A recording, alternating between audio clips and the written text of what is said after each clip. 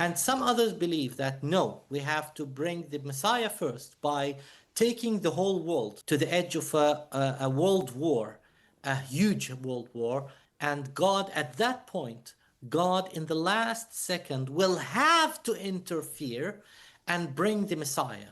Tell us why, what's the importance of the temple, rebuilding the temple, who gets to rebuild the temple? Now we are witnessing a new Israel. This Israel is the religious Zionist Israel. This new Israel is run by these fanatics. He thinks that this is the best way to put himself on the throne of Israel as the ultimate king of Israel. With ISIS, most of the armies in the world gathered against ISIS. And with this particular state, the biggest army in the world that has the most nuclear weapons and the biggest navy and the biggest infantry is gathering behind. It is because the current American administration is ruled by the evangelicals who believe in that, who believe deeply in this, including Pete Hegseth. And once the Messiah comes, the whole world will accept him, and the house of God will descend with him from heaven. Abdullah, I'm just going to look at you actually for a while, and then I'm going to clap my hands. I'm going to count to 3. 3, 2, 1. Hi, good day. Welcome to another episode of Unapologetic. I'm your host, Ashfaq Kareem, and I'm honored today to bring to you our guest, Abdallah Marouf. Abdullah, welcome to our show. Welcome. Thank you very much, brother. Thanks. Abdullah, you're here for us you've come to speak to us today. You're a historian. You're the head of the Jerusalem Studies Center at the 29th of May University in Istanbul. You've also been a media and public relations officer at Masjid Al-Aqsa. And you're speaking to me today to speak about a bunch of things. There's a few dots that I want you to actually connect for us today, right? The one is Al-Aqsa Mosque has been closed for more than a month. The Church of the Holy Sepulchre has been closed for more than a month. There's a big war, a US and Israeli-led war on Iran. Israel are also bombing and annexing southern Lebanon, as we've spoken about, as we will speak about. This is all happening in the shade of a genocide in Gaza that is still unfolding. At the same time, there is now a Secretary of Defense in charge of what's now the Ministry of War in the USA, who's an evangelical Christian, Pete Hegseth. Help us today to connect all the dots. But before we get there, just tell us how urgent it is that Masjid Al-Aqsa and the Church of the Holy Sepulchre has been closed for 33 days now. Actually, we need to understand that since the beginning of this war, even before the beginning of this war, since the beginning of Ramadan, Al-Masjid Al-Aqsa has always been in the center of all the tension that has been happening in this region. Now, what has been happening since the war on Iran is very disturbing regarding Al-Aqsa Mosque. Why? Because it has never been in the same situation that we can see today in Al-Aqsa Mosque. So in terms of closure of Al-Aqsa, it has never happened in this way, in these terms, in these Israeli terms, under the occupation since 839 years. So since 1187, since Salah ad-Din entered Al-Aqsa Mosque and liberated it from the Crusaders, Al-Aqsa Mosque has never been closed for the Muslims at the end of Ramadan. And it has never been, the prayer, Eid prayer, for example, has never been prevented in Masjid Al-Aqsa, even during the time of Corona, of COVID. Al-Aqsa Mosque was closed at that time, but that was the decision of the Islamic Waqf at that time. It was not the decision of the occupation. It was not the decision of the Israeli government. So this is the first time ever that we witness in Jerusalem a total closure of the holy sites, including Al-Aqsa Mosque and the Holy Sepulchre Church as well, by the occupation, by the Israeli occupation, with no notes, no acceptance, no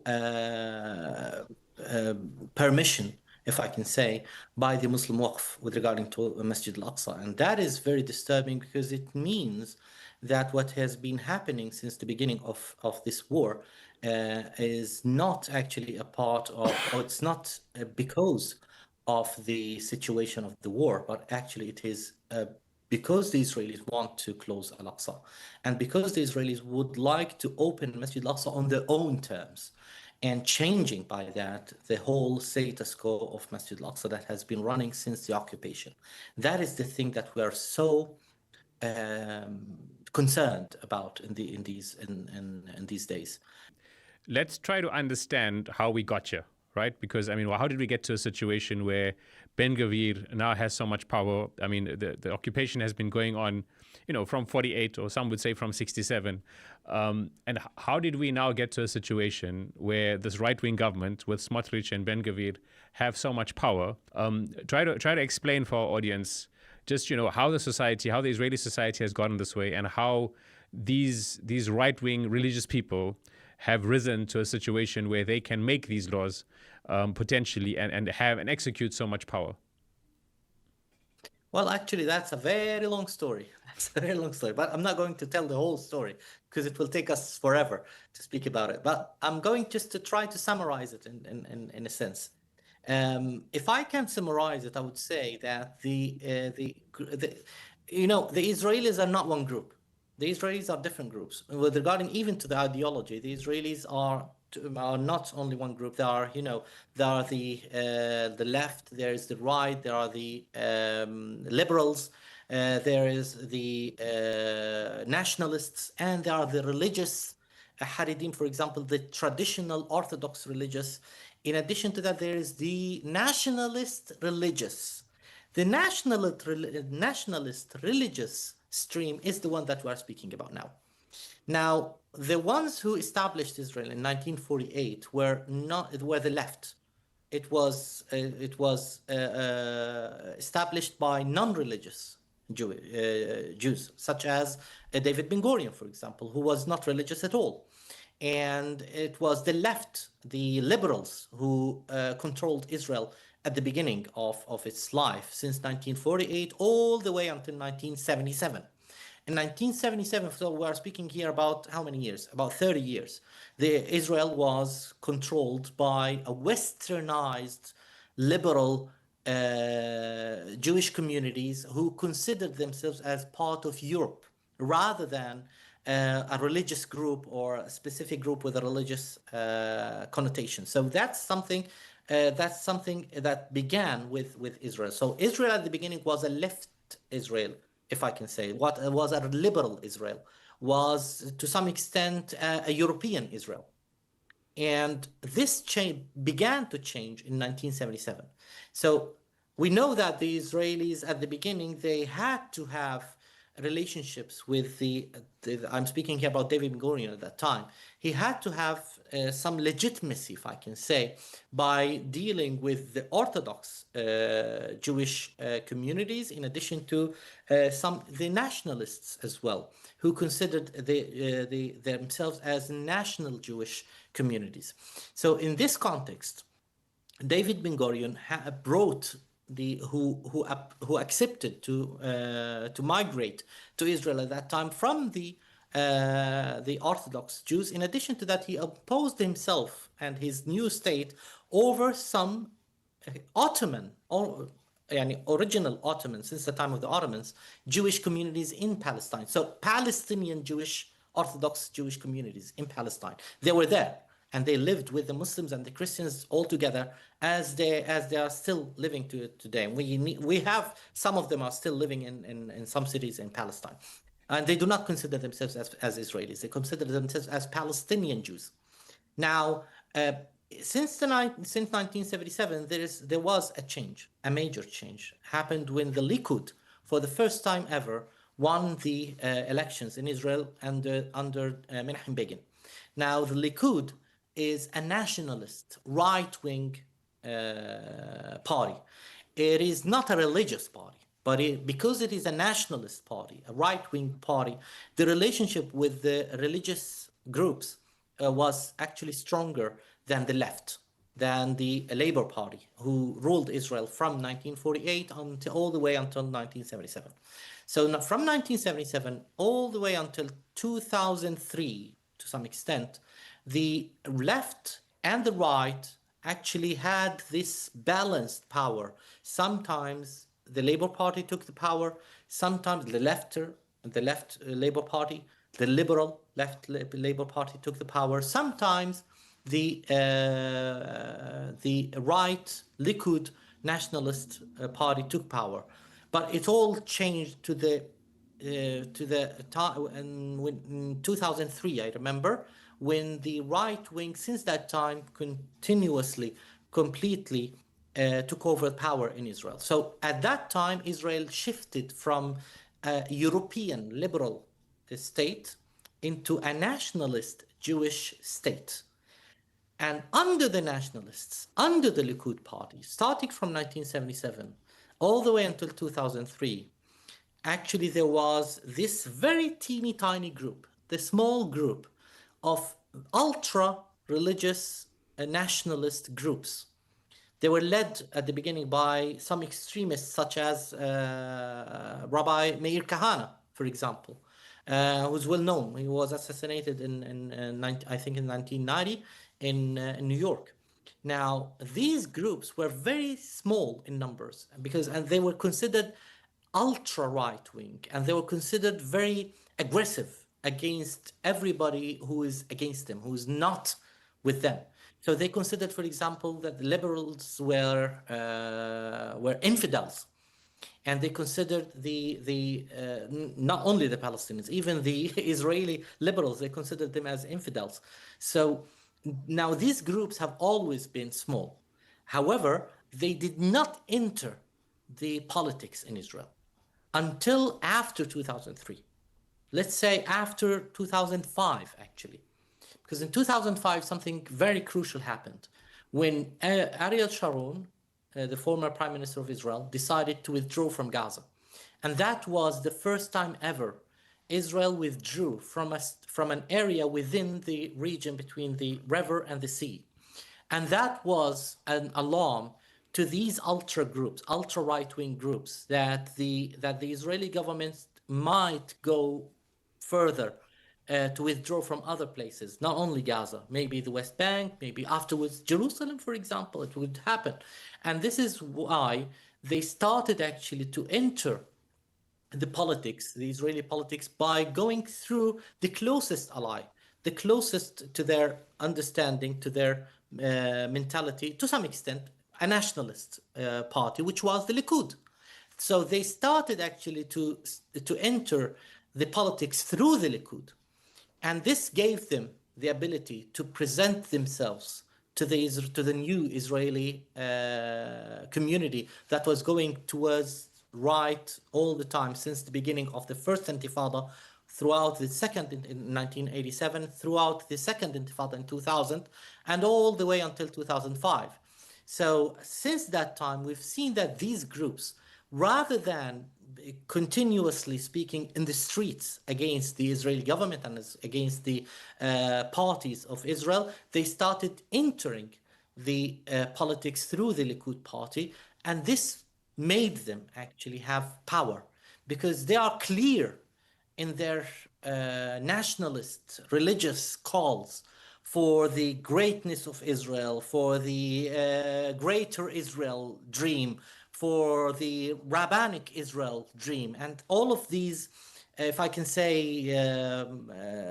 notions that they have been giving to the Israeli government, to the Israeli people, especially speaking here about the settlers in the West Bank. And this is why their power they gained more and more power by the Israeli settlers, amongst the Israeli settlers in the West Bank. And this made them be able later on to go inside the Israeli politics through the Knesset. And ultimately in 2022, we found them actually entering for the first time ever the Israeli government with Benjamin Netanyahu. And this is the government that we're speaking about today. Now, this government is actually depending on them. Why? Because the Israeli politics is quite a little bit different than other politics, especially in the UK, for example. We know that in the UK we have few major parties in the elections. However, in Israel, because of the Israeli law, the small parties usually are the major party, the major powers in framing and stabling any government, because since 10 years until now, there has been no ultimate powerful party that was able to gain 61 seats in the Knesset, which is needed to form a government by themselves. And this is why the Israeli major parties, such as at that time it used to be the Labour Party and the Likud, had to depend on these small parties in order to gain their stabilized government and giving them the small majority that they needed. And this is the entrance. This was the entrance of the Zionit Hadatit, which means the religious Zionist stream that we are now witnessing controlling the government. Now, this stream do not control a lot of seats in the Knesset, by the way. They control about 7 or not more than that, but out of 120.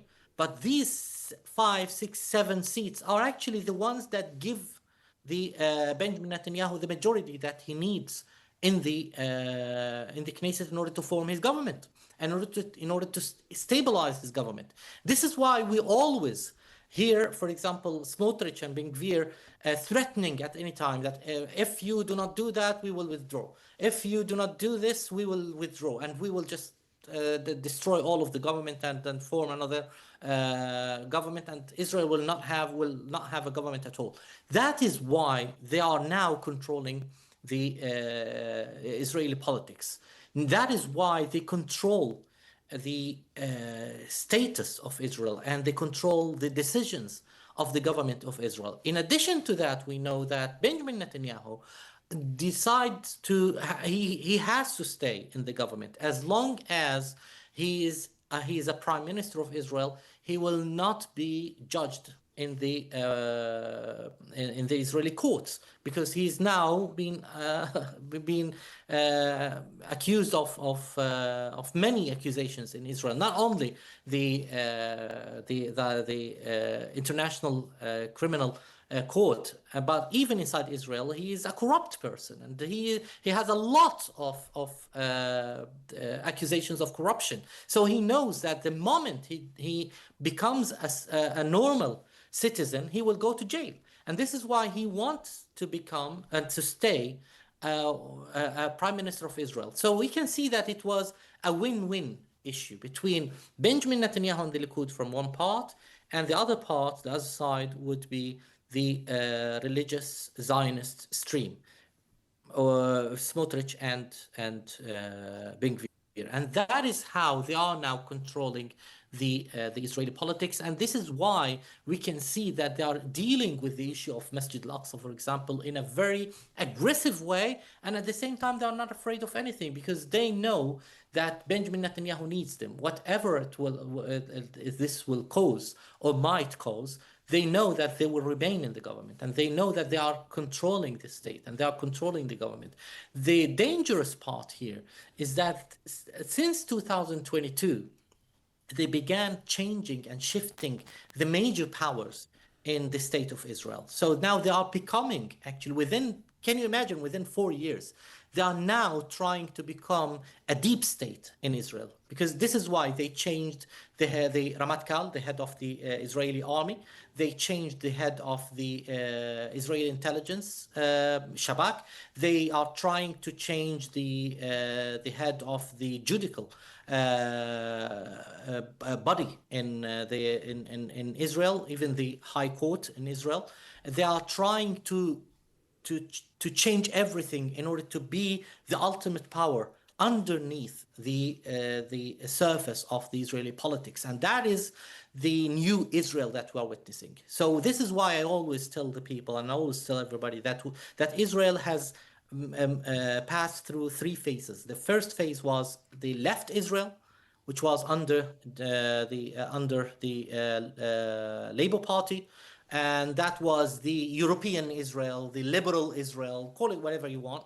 Then Israel became, under the Likud, became a nationalist, nationalist state, and both of them used religion for the sake of politics. But now we are witnessing a new Israel. This Israel is the religious Zionist Israel. This new Israel is run by these fanatics who use politics in order to impose religious vision. And that is the most important danger that we are witnessing, not only on Masjid Al-Aqsa, but on the whole world, because they believe in the coming of the Messiah and preparing the world for the coming of the Messiah, etc. And this is why they are dragging the whole world now for an edge of a whole religious war, thinking that they are bringing the Messiah by these actions. And that is why Thanks. what is happening in Jerusalem is very dangerous. Thanks, Abdallah. Okay, so I want to understand. I mean, I want to talk to you about the Messiah and the Temple Mount, and also how Christian evangelicals in the West also feed into all of this. But before we get there, you said something which I think was quite interesting. You said the religious stream right at the moment only has 7 members of parliament. Among them, obviously, is Smotrich and Ben Gvir, and you mentioned that they managed to impose a few key positions in the Shabbat, the head of the army. I'm guessing they've even, in terms of like the chief rabbi or judicial situation, what's there? Just very briefly, have they managed to achieve that as well, or is that still belonging to someone else? Oh, not yet. Not yet. No, okay. Not yet. With regarding to the chief rabbinate of Israel, actually they presented last elections of the chief rabbi in Israel. By the way, the chief rabbinate of Israel are 2 chief rabbis, an Ashkenaz and a Sephardi. They presented one of their members and a closer member to them in the last elections in the chief rabbinate of Israel, but they couldn't bring a chief rabbi of Israel that is part of their. Okay, so at the moment, the chief rabbi, who does he kind of represent? If you had to put down his politics to a party, or at least if not a party, to an ideological faction. To some extent, we are speaking here about the Orthodox Haredim, the Orthodox Jewish community, which is, by the way, a community that is not interested in politics as much as it is interested in religion, in imposing religious rituals and acting according to the religious understanding of the rituals that has to be applied in this area. So just to follow through then, so the Western Wall law, which you mentioned, which is currently sitting in the Knesset, that would give power to the rabbinical order right now, which is kind of, ritualistic and the Haredim, not to the faction there, just so our audience understands, right? Yes. But obviously there's a danger that one day that may become... Yes, continue. That's interesting. That's an interesting question. But that's not the question. Before we get there. Yeah, okay, go for it, yes. Yeah. Okay. And that is why, by the way, this is very interesting, because this is why some figures in the ultra right wing, the Zionist Hadetit and the religious Zionism stream, were angry at Smotrich and Ben Gvir. Itamar Ben Gvir. Okay. Yeah, and this is why Itamar Ben Gvir actually had to explain to them that this is not against us, because they know that the chief rabbinate of Israel, by the way, is still until now opposing the entering Al-Aqsa Mosque by the Jewish communities. They claim that they still believe that Jews are not allowed to enter the Temple Mount, between brackets, because of an issue of impurity. So this is something that is related to the red heifer issue, and once it happens, once a miracle happens and a red heifer is born in the land of Israel, then it has to be brought up in a certain way and slaughtered in a certain way. This is what the chief rabbinate of Israel believes in, and this is why until today there are 2 signs signed by the chief rabbinate of Israel at the gate of Al-Magharib, the Moroccan gate on Al-Aqsa Mosque, and the gate of the chain, gate of As-Silsila of the Al-Aqsa Mosque. It says that under the chief rabbinate of Israel, there is no one allowed to enter this area. Now, the Israeli ultra-right wing, the religious Zionist stream, they went out of this law and they went out of the rabbinate, the chief rabbinate of Israel. They claimed that the chief rabbinate is, to some extent, very traditional, and this is why they went out and they formed even their own chief rabbinate, if I can call it. It is not called the chief rabbinate. It's called the New Sanhedrin Council of some rabbis from the West Bank settlements, and these are considering themselves as reformers of the laws of Judaism, and this is why they allowed their people or their members to enter Masjid Al-Aqsa, to break into Masjid Al-Aqsa. And these are the people who are entering Masjid Al-Aqsa. These are the settlers who break into Masjid Al-Aqsa every day. Since even we're speaking, of course, before the beginning. Are these the same people who are kind of like trying to bring red cows and trying to, like sort of speed up the apocalypse and the Temple Mount, just so we can understand? Part of them, yes. Part of them. Part of them, yes. Part of them are these.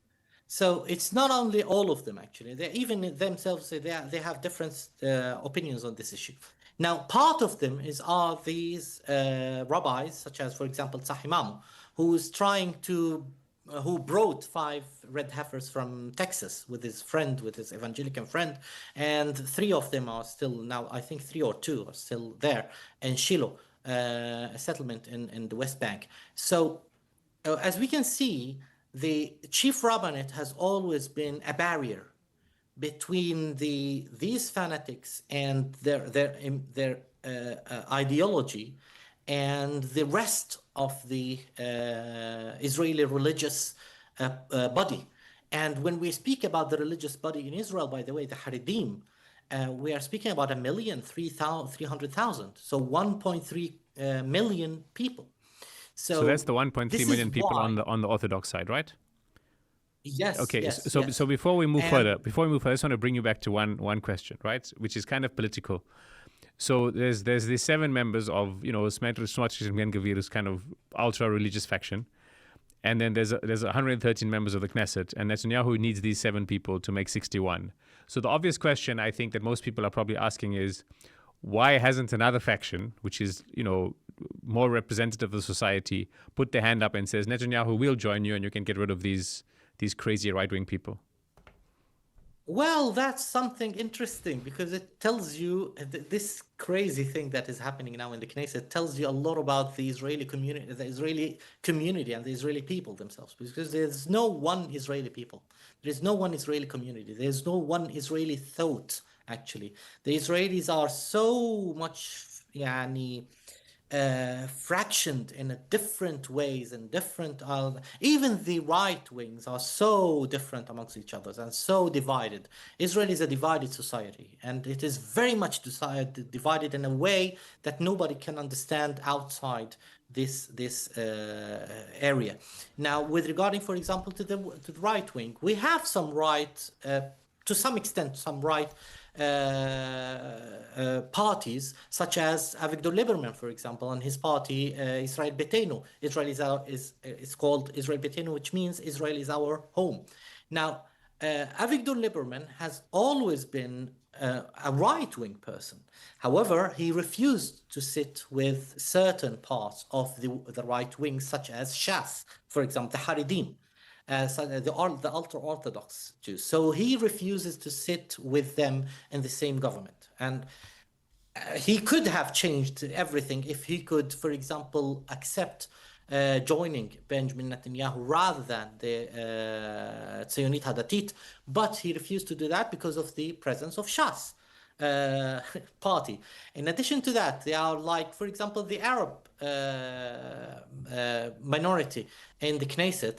Benjamin Netanyahu refused to sit with them rather than bringing them instead of these fanatics. Now, Benjamin Netanyahu, in another term, actually benefit from these people's presence in his government, because he knows that they need him. He not only he needs them, they need him, because it is their first time ever in the government of Israel. So this is why he plays this very dangerous game within these the divisions in the Israeli community and Israeli society. And this is something quite interesting in order to understand when we try to understand how the Israeli society thinks. And this is why, remember, before 2022, uh, Israel had 5 elections within 1 year. Israel had, I think, 4 or 5 elections within 1 year, one calendar year only. Why? Because each time no one was able to form a government. By the way, since I think 1999 or something like that, about 30 years ago, no Israeli government was able to continue, or no Israeli Knesset actually was able to live the whole 4 years.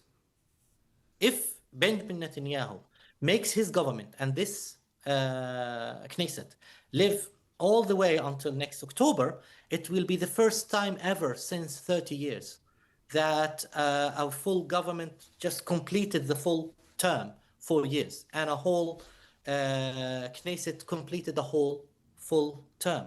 Why? It is because the Israeli society itself is divided, and it's very sharply divided. It cannot be gathered in one condition, except if there was a war with a power from outside. And that is the game that Benjamin Netanyahu plays all the way since the beginning of his rule. So this is why he's now playing from a game to another game, from a war to another war, because he thinks that this is the best way to put himself on the throne of Israel as the ultimate king of Israel, and as the only one who can protect Israel from the dangers coming from outside. And this is the only way, according to what he claims, this is the only way to unite the Israeli people. And this is why today, for example, the notions and the slogans in the Israeli televisions, whether they were left or right wing televisions, we can see that biachad means we have to be one. Biachad nirtzach means we win if we are one. Now, that is the thing that Benjamin Netanyahu has always been playing in the Israeli politics. So he understands his people. He understands his society. He understands how divided this society is. And he plays on this division. And he plays on these games. And this is why he uses the ultra right wing in the same way that they are using him. Okay, understood. I mean, I think it's almost like they're his bulldog as well. I mean, besides the political alliance, they are an alliance that are always going to push further. And I guess he doesn't mind being pushed further as opposed to being brought in, because he could also make allies with people who brought him in, people who'd want him to be more conciliatory, less hawkish, but he prefers almost having a bulldog that's going to run in front of him, very much like how he is to America, the relationship between Israel and America, where Israel is the bulldog and America kind of has to run with it. Now let's come back to the Temple Mount, right, and to the red cows and the relationship there. Now, it sounds like you're saying there's this Orthodox Jewish, I wouldn't say among the religious people, they sound like they're the majority, and they kind of want to still return to the Temple Mount in more traditional terms, with more sort of, God's way takes its path, and people eventually there'll be some sort of coming. And then there's this religious right that kind of wants to speed up the process, that wants to, get some red cows, slaughter it so that they become pure. Just tell us about that ideology. Tell us what's the importance of the temple, rebuilding the temple, who gets to rebuild the temple, what the differences are between the more Orthodox and these more, right-wing kind of reform-minded people, and how that sort of also ties into the Messiah. Just, give us that history. Not too long, but, as much as like a brief version of it. Yes, briefly speaking. Now, the idea of the Messiah has always been an important part of the Jewish community's yearns for the ultimate, if I can say, end of the suffering and the diaspora of the Jewish communities around the world. This is how, according to the Jewish narrative, for 2,000 years, since the Romans broke into Jerusalem, destroyed the Second Temple, according to their understanding, of course, not according to the Muslim understanding in particular. This is very important for us to understand. According to the understanding, since 2000 years, since when the Second Temple was destroyed by Titus in the year 70 AD, the Jewish communities became in the diaspora since the time of Hadrian in 135 AD. And since that time, there was, if I can say, a prophecy that God would send the Messiah to assist the Israelites and bring them back from the diaspora all the way to the land that God has promised the Israelites since the time of Abraham. So, and since that time, the idea of the Jewish nations around the world was to pray to God until God is satisfied, to the extent that he would allow the Messiah to come and allow his own house, which is the temple, the third temple, being built for the third and final time before the end of times. And this is why, even with regarding to the red heifer that was slaughtered 9 times since the time of Moses, all the way until the time of the Second Temple, according to the Israeli understanding in the Talmud, it had happened 9 times. And since that time, since 2000 years, not a single time there was a red heifer that was born.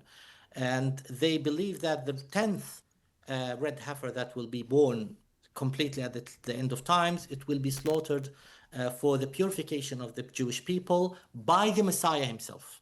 And at that time, all of these factors will happen together, will come together: the coming of the Messiah for the first time, the purification of the Jewish people or the Israelites, and the building of the third and final building of the temple, the house of God, and then the end will be done, and the 1,000 years of happiness will happen.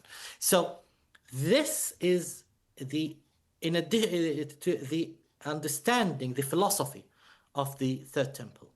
So that means since that time, the Jews were not allowed to form a state, or to return to the Holy Land, or to enter the holy site of the temple, according to the Israeli understanding, again, according to the Jewish understanding, and according to the Jewish tradition, until the time when God allows them, and that will be the time when the Messiah comes.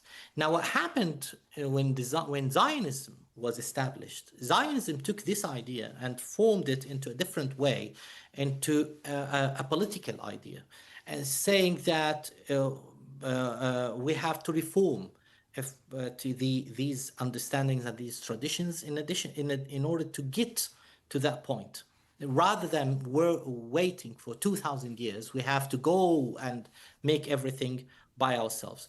Now, let me go all the way to our time today, when we have these ultra-right wing, like Meir Kahane, for example, before that, and now we have Yehuda Glick and some ultra-right wing rabbis of these fanatics who claim that they are the hand of God, and they are the ones who will bring the circumstances ready for God to send his Messiah and to save the Israelites and to bring the house of God again.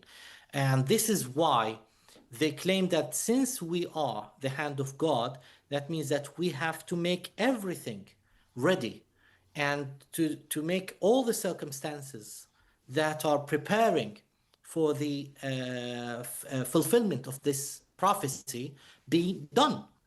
And by that, there was what Pete Hegseth claimed in 2018.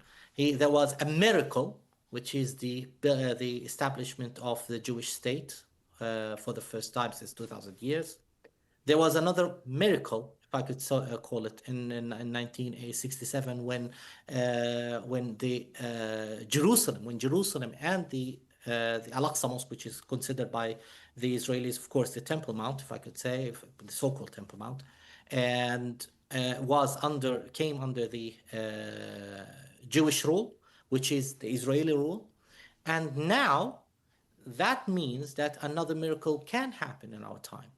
So it gave them, if I can say, the encouragement to believe in what they claimed to be an ideology that must be applied in order to bring the prophecies to our land and to our reality, to bring it into reality. So this is why, since that time, these fanatic groups claimed or believed actually that they are the hands of God on earth, and they are the ones that God uses in order to bring his prophecies into realities. Now we know, of course, that some other ultra-Orthodox movements, such as Naturi Karta, for example, refuse that. They claim that Jews do not have the right to form a state until the Messiah comes. Until the Messiah comes, and the Messiah comes only when God only decides. And that's interfering with the plan of God, and that is unlawful according to their understanding. So you see how the differences between the different sects here are being done and are being actually exposed. And now what we are witnessing is within Israel itself, there are many wings amongst the right wing, amongst even the religious right wings. Parties, such as a party who believes that the traditional Orthodox party, which forms the chief rabbinate of Israel, who believes that yes, we have a state, yes, we control Jerusalem, yes, we control the Western Wall. We have to pray until God brings the Messiah, and when God brings the Messiah, the temple will descend ready from heaven.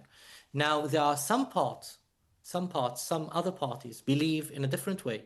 They believe that we have to act and bring the temple into reality by performing all the acts that have been performed according to the Torah and the Talmud inside the temple, in the Temple Mount, inside the Al-Aqsa Mosque. And these are the ones who are trying now to impose their vision over the Al-Aqsa Mosque. And these are the Tzionit Hadatit, people who claim that they are actually doing all the rituals that used to be done within the temple, in the Temple Mount, in order to make all the circumstances ready for the second coming of the Messiah.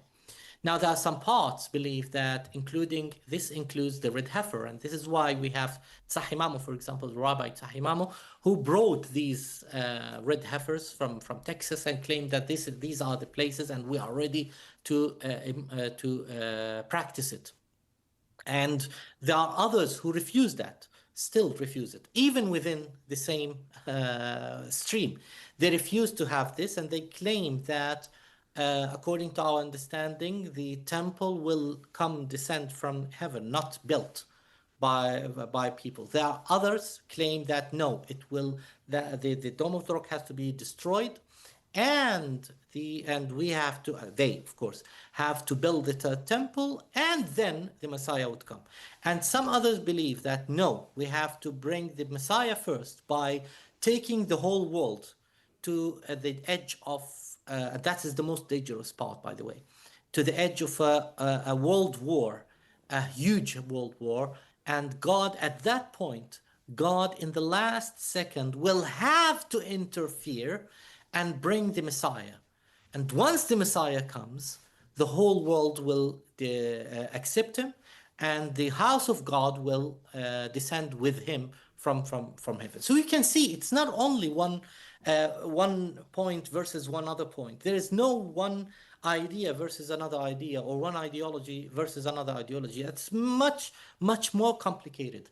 The most important problem here is that amongst these complications, we have some fanatics who try to impose their ideology and claim it as a reality and as the only and sole reality in this context. While when we study it from a philosophical point of view, we see that even in Judaism, even in Jewish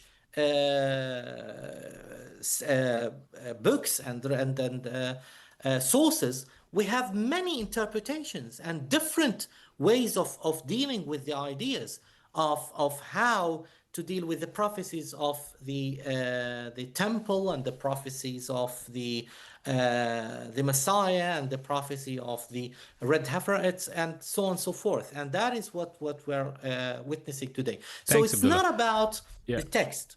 It is about how these fanatics are interpreting the text according to their political gains and their political goals. And that's the problem here. Okay, just to, if I can just sort of, so that I sort of consolidate the thinking so that I understand you properly. So it's almost like there's this thing called Judaism, and then the Zionists went and, you know, by using politics, they achieved a state for the Jews, which was a political act, as you mentioned. It wasn't using, you know, they used religion, but to achieve a political gain, which was a state. And now within Israel, now that Israel's been established, there are these ultra right-wing fanatics who are now trying to bring about the end of times and the Messiah by usurping the Temple Mount and the red heifer and everything else. But they are using politics to achieve that religious end, which is kind of what you've been trying to say, right? Yes, of course. Okay. And that is exactly what happens here. And by the way, it is to some extent, if we go, we will find that it is exactly the same way how ISIS used 100%. used Islamic texts as well in Syria, for example, claiming that it's extreme the radical. end of the world will come be in Merj Dabit. I think the same, exactly the same. I think the big difference, the massive difference, is that with ISIS, most of the armies in the world gathered against ISIS, and with this particular state, you know, the biggest army in the world that has the most nuclear weapons and the biggest navy and the biggest infantry is gathering behind, you know, this crazy new right-wing sect that's trying to bring about a massive world war and an apocalypse. Why? I mean, I guess there's many reasons. There's political, but I mean, I'd like to know why you think why. Yeah. Yes, it is because the current American administration is ruled by the evangelicals who believe in that, who believe deeply in this, including Pete Hegseth. Now, Pete Hegseth believes certainly in these ideas, and he believes that he has a message from God, and he needs to apply this message. Then this is why the evangelical stream in the United States is now forming a new ultra-wing Zionist understanding, or religious Zionist stream in America. So this is the first time ever that we do not see, for example, a collaboration or an achievement of coordination between the United States and Israel. No, it's not anymore. It's not there like that anymore. It is actually a formation of an allegiance between the right religious wing in Israel, the ultra-right religious wing, the Zionist Hadatit in Israel, and the evangelicals in particular in the United States. And this is why we see that the GOP in the United States are not happy about what is happening, because it is too crazy actually to be accepted. And this is what we see. Okay, so I mean, I guess there's a bunch of levers that are trying to rein Pete Hegseth in. I mean, Donald Trump's not exactly a great president. He's a megalomaniac, but he's not a crazy evangelical. So he'll be one of the levers that tries to keep him in. I guess there's the big business establishment in the USA that will also be like, this war is very bad for business. We can't just go to the end of this. There'd be general skepticism. I think many people would hear what you're saying or even recognize that he's an evangelist, but be like, they can't actually believe that. That's a bit crazy. And then there's the rest of this. There's a lot of the GOP, which is sort of Tucker Carlson, Candace Owens, that are, we have been giving too much of our foreign policy over to Israel. And so I guess these are the levers that, will prevent us from moving ahead and making this war really hectic. But I mean, it's interesting. Thank you for this, because it's very enlightening when you connect the dots between Al-Aqsa Mosque is closed, the Church of the Sepulchre is closed. The reason for all of this is because there's a crazy fanatical wing that actually wants to acquire power over the Temple Mount, so that, and in addition to that, try to bring about a big war so that they can achieve their goals of having, the Messiah come and actualizing it sort of by using their hand and forcing God's will, as opposed to, God's will taking place in effect, as most religious people believe in Buddhism, in Islam, Yes. in whatever else. So that's very interesting. Now, given what you've just said and what I've summarized, which is kind of what you've said, what are the levers? Because I've discussed what's the levers inside the USA to kind of stop this, but what are the levers inside Israel and from the global community to kind of stop this from going ahead? And I guess one of them is also, the fact that Al-Aqsa has been able to be potentially, because I mean, it hasn't been, but it potentially has always been this thing in the Muslim imagination that can possibly be a rallying call for kind of, for preventing further atrocities by the Israelis. So including that as a lever, what are the levers that can kind of prevent this, this very catastrophic scenario that you've just kind of pointed out for us?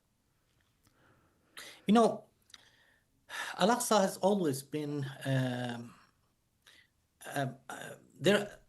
If I can say, there has always been, since the British mandate of Palestine, there was a line of self-deterrence between the occupation and the Al-Aqsa Mosque. It started in 1929, actually 1920, when the Intifada or the eruption of Nabi Musa, Muslim Nabi Musa, happened in Jerusalem, and in 1929, under the British mandate, the Thawrat al-Buraq, the revolution of al-Buraq, happened during that time. Since that time, there was a self-deterrence between the occupation and the Al-Aqsa Mosque. And this continued under the Israeli occupation.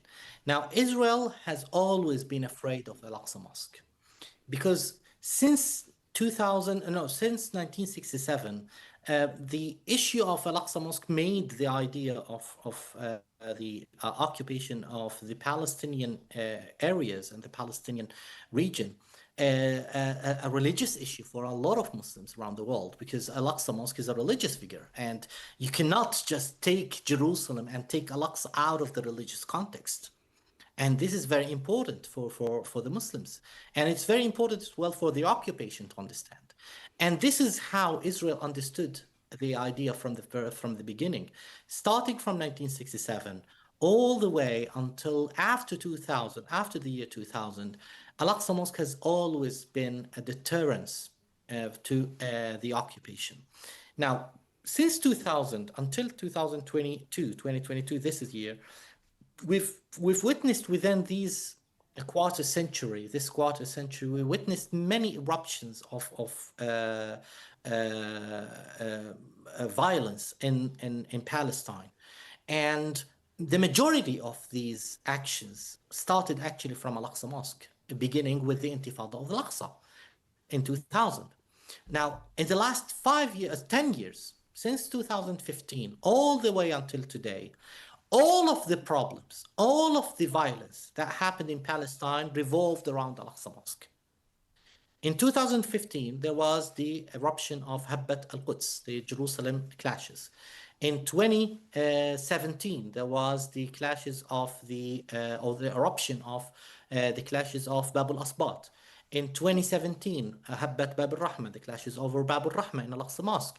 In 2019, that was in 2019. In 2021, there was a total war between the river and the sea, where all the Palestinians were engaged actually in this issue with the Israelis inside all of the territories in this area, including Al-Aqsa Mosque, in order to prevent the Israeli fanatics from imposing their rituals inside the Al-Aqsa Mosque on the 28th of Ramadan at that time.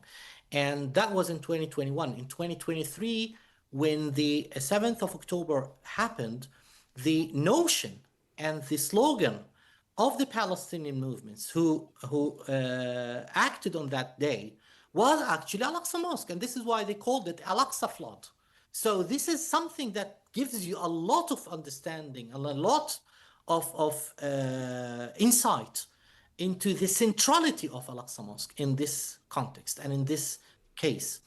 And this means that in order to achieve peace in this land, the problem of Al-Aqsa Mosque has to be solved. And no one can come close to Al-Aqsa Mosque because it will erupt a huge change in the whole world, not only in Palestine, not only in the Palestinian territories. In the year 2000, at the beginning of the Intifada, when Ariel Sharon broke into Al-Aqsa Mosque, the eruption made the whole Muslim world actually erupt against Israel. And this is what happened since 2023 until now. Israel committed a genocide in Gaza. So, and Al-Aqsa Mosque's closure now, that has been happening now for almost over a month now, is now bringing the whole world to boil against Israel. So this is something that if I can say, the few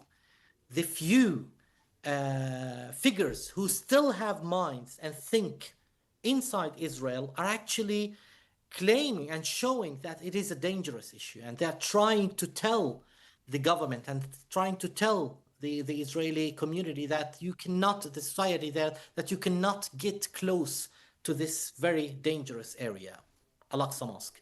And that is something that has to be understood by the Palestinians as well, because Al-Aqsa Mosque has always been the only thing that not a single Palestinian, not a single Arab, not a single Muslim actually have a debate over it. It is actually an issue of unity amongst not only the Palestinians, but all the Muslims around the world and all the Arabs around the world. And this is something that needs to be treated with interest amongst the people of Palestine and amongst the Muslims as well. And this is why, if this world still have mind, they have to prevent Israel and they prevent this stupid and this, sorry for this word, this fanatic government from acting or doing anything foolish physically or in another way inside Al-Aqsa Mosque.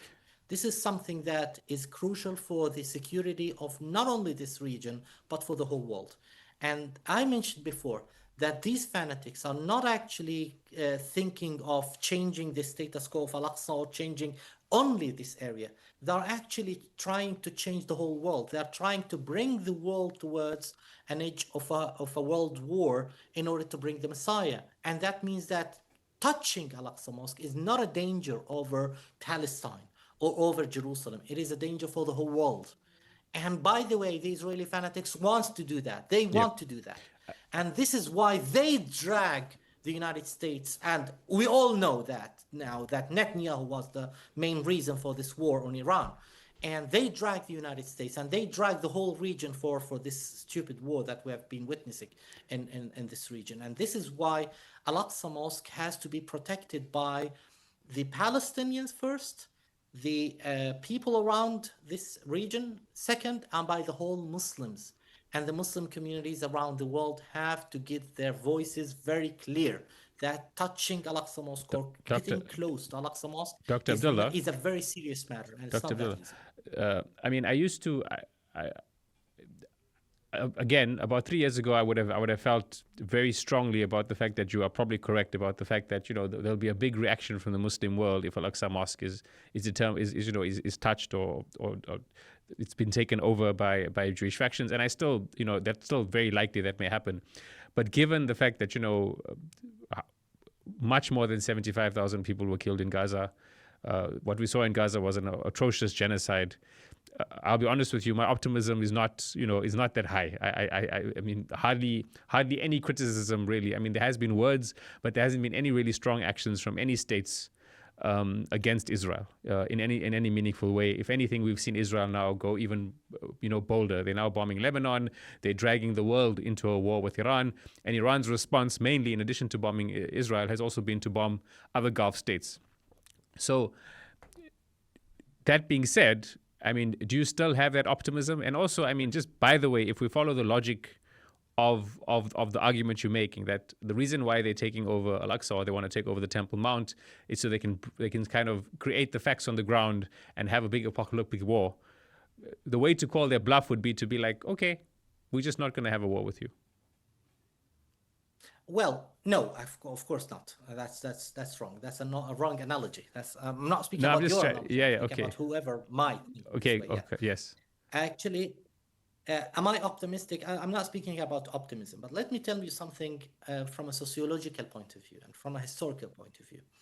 It is well known sociologically speaking and historically speaking, that generally the communities and the people and the society generally acts with regarding to the ideas of humanitarian issues in a different way than acting when it comes to religion.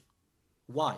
Because from a humanitarian point of view, and that, by the way, that is not a downgrading of what the atrocity that is being has still being witnessed in Gaza until today, and in Lebanon as well. And actually, when it comes to atrocities and humanitarian issues, usually humans look at the issue from an emotional point of view, and they feel so much with the victims, but they feel as solidarity in solidarity with the people who are under the oppression. But when it comes to religion, it touches a nerve in every single person. So it no longer has become an issue of my fellow or my brother in humanity or my brother in Islam or my brother, even my very, very brother from my father and mother, for example. No, it becomes my personal issue because it touches a religious nerve, and the religion is something that is related directly to each and every person. And that is why, by the way, since the beginning of the war on Gaza, Israeli prisons have become hell. We know that. State Iman is becoming a hell.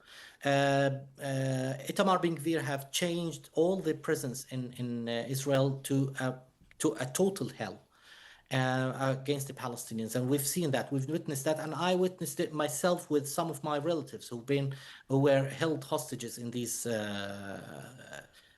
prisons, and they went out in a very unbelievable way.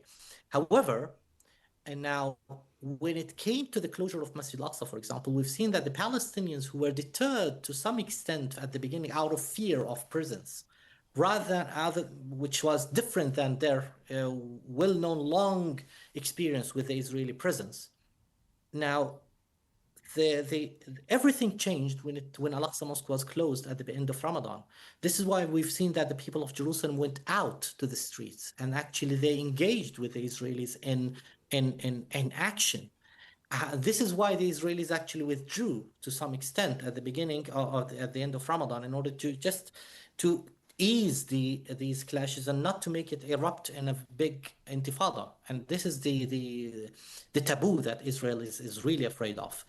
And I think that if the Israelis went further in their stupidity now and dealing with Al-Aqsa Mosque in this unrealistic way, I think that it will touch a nerve in every single person around who believes in Allah subhanahu wa ta'ala around the world.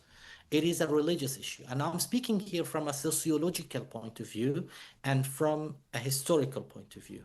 So I'm not here optimistic. And I'm not the other way around. I'm actually looking at it as an academic.